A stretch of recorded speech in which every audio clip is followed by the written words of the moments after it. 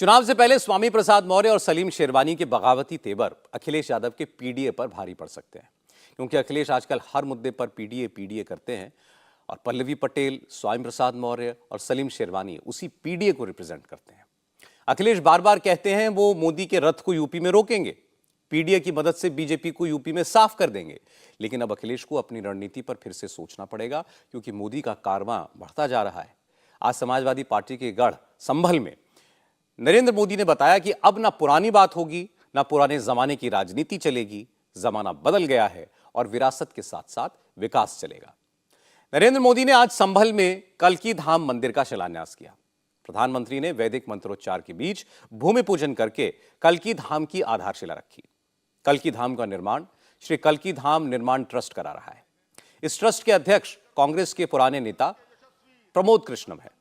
रामलला की प्राण प्रतिष्ठा समारोह का बॉयकॉट करने से प्रमोद कृष्णम नाराज थे। वो अयोध्या गए थे, इसके बाद कांग्रेस ने उन्हें पार्टी से निकाल दिया। प्रमोद कृष्णम ने कल्की धाम के शिलान्यास के लिए प्रधानमंत्री मोदी को इनवाइट किया था। इस कार्यक्रम में मोदी पहुंचे। यूपी के मुख्यमंत्री योगी आदित्यनाथ भी इस समारोह में आए। इसके अलावा देश भर से लगभग 11,000 साधु संतों को शिलान्यास कार्यक्रम के लिए न्योता दिया गया था। कल्की धाम की आधारशिला रखने के साथ साथ प्रधानमंत्री मोदी ने कल्की धाम के मॉडल का भी इनॉग्रेशन किया। प्रधानमंत्री ने कहा, देश की सरकारों ने कुछ अच्छे काम उनके भरोसे छोड़ दिए थे, वो धीरे धीरे वही सारे काम पूरे कर रहे हैं।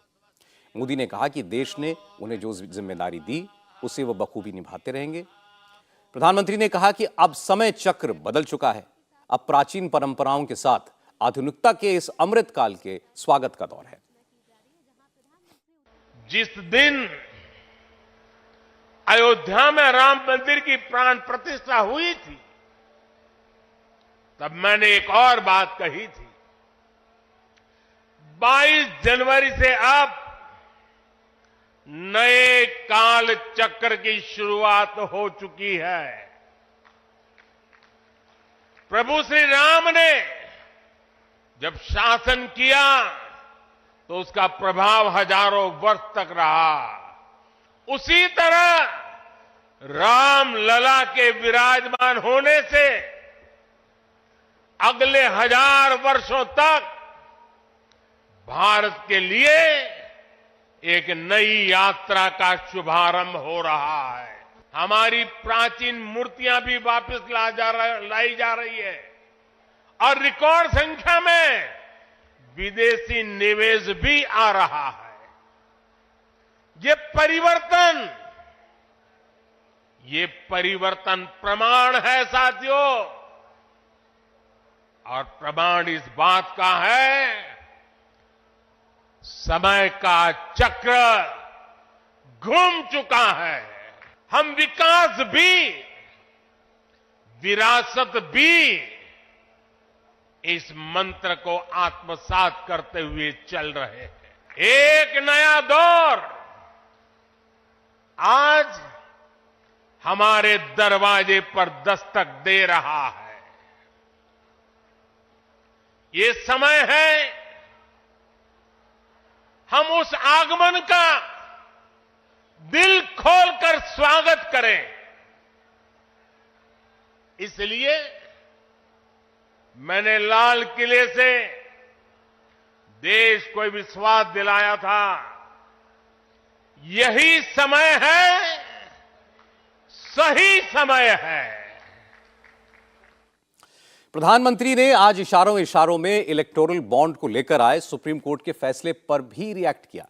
प्रधानमंत्री ने कहा, आज के दौर में अगर सुदामा कृष्ण को पोटली में चावल दें तो सुदामा पर भी करप्शन का इल्जाम लग जाता। जब वो स्वागत प्रवचन कर रहे थे तब उन्होंने कहा कि हर किसी के पास कुछ न कुछ देने को होता है, मेरे पास कुछ नहीं है, मैं सिर्फ भावना व्यक्त कर सकता हूं। प्रमोद जी, अच्छा हुआ कुछ दिया नहीं, वरना जमाना ऐसा बदल गया है कि अगर आज के युग में सुदामा श्री कृष्ण को एक पोटली में चावल देते, वीडियो निकल आती, सुप्रीम कोर्ट में पीआई हो जाती और जजमेंट आता कि भगवान कृष्ण को भ्रष्टाचार में कुछ दिया गया और भगवान कृष्ण भ्रष्टाचार कर रहे थे। इस व्यक्त में हम जुगर रहे और इससे अच्छा है कि आपने भावना प्रकट की और कुछ दिया नहीं। कल्की धाम का शिलान्यास करने के बाद प्रधानमंत्री मोदी लखनऊ पहुंचे। हवाई अड्डे पर मुख्यमंत्री योगी आदित्यनाथ ने राम मंदिर के प्रिंट वाला अंग वस्त्र पहनाकर प्रधानमंत्री का स्वागत किया। लखनऊ में मोदी ने हर साल होने वाले ग्लोबल इन्वेस्टर्स समिट का उद्घाटन किया। मोदी ने 10 लाख करोड़ की लागत वाले लगभग 14,000 प्रोजेक्ट्स की शुरुआत की। ये projects infrastructure development, renewable energy, IT, food processing, housing और रियल एस्टेट और एजुकेशन सेक्टर से जुड़े हैं। ग्लोबल इन्वेस्टर्स समिट की ग्राउंड ब्रेकिंग सेरेमनी के बाद मोदी ने योगी आदित्यनाथ की सरकार की जमकर तारीफ की। प्रधानमंत्री ने कहा कि पिछले 7-8 सालों में यूपी की तस्वीर बदल गई है। पहले यूपी निराशा में डूबा हुआ था। 7 साल पहले यूपी में अराजकता थी। पहले अपराधियों का बोलबाला था, रेड अलर्ट जारी होते थे। अब इन्वेस्टर्स के लिए रेड कारपेट बिछाए जाते हैं। बड़ी मात्रा में निवेश आ रहा है और इससे देश के सबसे बड़े राज्य में खुशहाली आएगी। 7-8 वर्ष पहले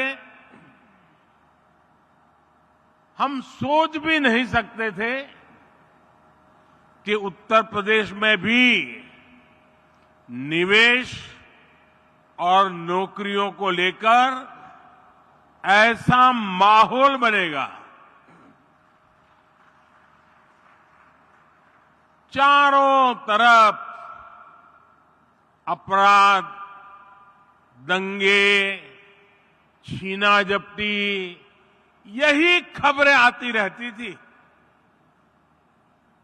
उस दौरान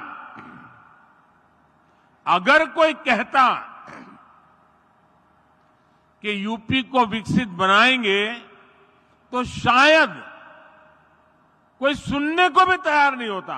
विश्वास करने का तो सवाल ही नहीं था। लेकिन आज देखिए, लाखों करोड़ रुपए का निवेश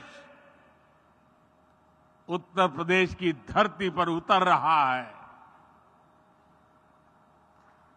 और मैं उत्तर प्रदेश का सांसद हूं और मेरे उत्तर प्रदेश में जब होता है तो मुझे सबसे ज्यादा आनंद होता है। आज हजारों प्रोजेक्ट पर काम शुरू हो रहा है। ये जो फैक्ट्रियां लग रही हैं, ये जो उद्योग लग रहे हैं, ये यूपी की तस्वीर बदलने वाले हैं। प्रधानमंत्री मोदी ने इस मौके पर अपनी सरकार की उपलब्धियों की भी बात की। बताया कि मिडिल क्लास को अपना घर बनाने के लिए उनकी सरकार ने 60,000 करोड़ की मदद दी है। इसके अलावा उन्होंने 25 लाख मिडिल क्लास फैमिलीज को ब्याज में छूट दी है। इनमें से 1.5 लाख तो अकेले यूपी में है। शहरों में रहने वाले मध्यम वर्गीय परिवारों को अपना घर का सपना पूरा करने के लिए हमने लगभग 60,000 करोड़ रुपए की मदद भी की है। इस पैसे से शहरों में रहने वाले 25 लाख मध्यम वर्गीय परिवारों को ब्याज में छूट मिली है। इसमें 1.5 लाख लाभार्थी परिवार ये मेरे यूपी के हैं। हमारी सरकार ने आयकर में जो कमी की है उसका भी बड़ा लाभ मध्यम वर्ग को मिला है। 2014 से पहले सिर्फ 2 लाख रुपए की आय पर ही इनकम टैक्स लग जाता था, जबकि बीजेपी सरकार में अब 7 लाख रुपए तक की आय पर कोई इनकम टैक्स नहीं देना होता। इस वजह से मध्यम वर्ग के हजारों करोड़ रुपए बचे हैं। हालांकि समाजवादी पार्टी के अध्यक्ष अखिलेश यादव ने इस ग्राउंड ब्रेकिंग सेरेमनी पर सवाल उठाए। उन्होंने पूछा कि आखिर चुनाव करीब देखकर यह आयोजन क्यों किया जा रहा है। अखिलेश ने कहा कि पहले योगी सरकार बताएं कि प्रदेश में अब तक कितना इन्वेस्टमेंट हुआ और इससे कितने लोगों को रोजगार मिला। सबसे ज्यादा धोखा भारतीय जनता पार्टी ने अगर किसी को दिया है तो वो गरीबों को दिया है। ये जो ब्रेकिंग ग्राउंड सेरेमनी है, ये आज से 6 महीने पहले क्यों नहीं हुई? अगर इन्होंने बजट में पैसा रखा होता और इनकी जो पॉलिसीज हैं अगर उसके तहत कोई इंडस्ट्रियलिस्ट आना चाहता तो पहले भी आ सकता था, क्योंकि चुनाव आ गया है इसीलिए लगभग 50 लाख बच्चों से परीक्षा लिखवा रहे हैं। चुनाव आ गया है, वोट चाहिए है, इसीलिए ग्राउंड ब्रेकिंग सेरेमनी हो रही है। इससे पहले क्या इन्वेस्टमेंट आया है और उस इन्वेस्टमेंट से कितनों को नौकरी और रोजगार मिले, ये सरकार रहेगी तो बाबा साहब भीमराव अम्बेडकर जी का और समाजवादियों का जो आंदोलन रहा है, जो संघर्ष रहा है आरक्षण बचाने का, ये सरकार पूरा का पूरा समाप्त कर देगी। अखिलेश यादव जिस पेपर लीक की बात कर रहे थे उस पर सरकार ने एक्शन लिया है। असल में यूपी में आज पुलिस भर्ती की परीक्षा थी जिसमें करीब 48 लाख नौजवानों ने हिस्सा लिया। सोशल मीडिया पर इस तरह के दावे किए गए कि परीक्षा का पेपर लीक हो गया, जिसे विपक्ष ने मुद्दा बनाया। हालांकि अब तक ये साफ नहीं हुआ है कि पेपर लीक हुआ या नहीं हुआ, लेकिन सरकार ने इसकी जांच के लिए कमेटी बना दी है जो सोशल मीडिया पर लीक बताए जा रहे पेपर्स की जांच करेगी और सरकार को अपनी रिपोर्ट सौंपेगी।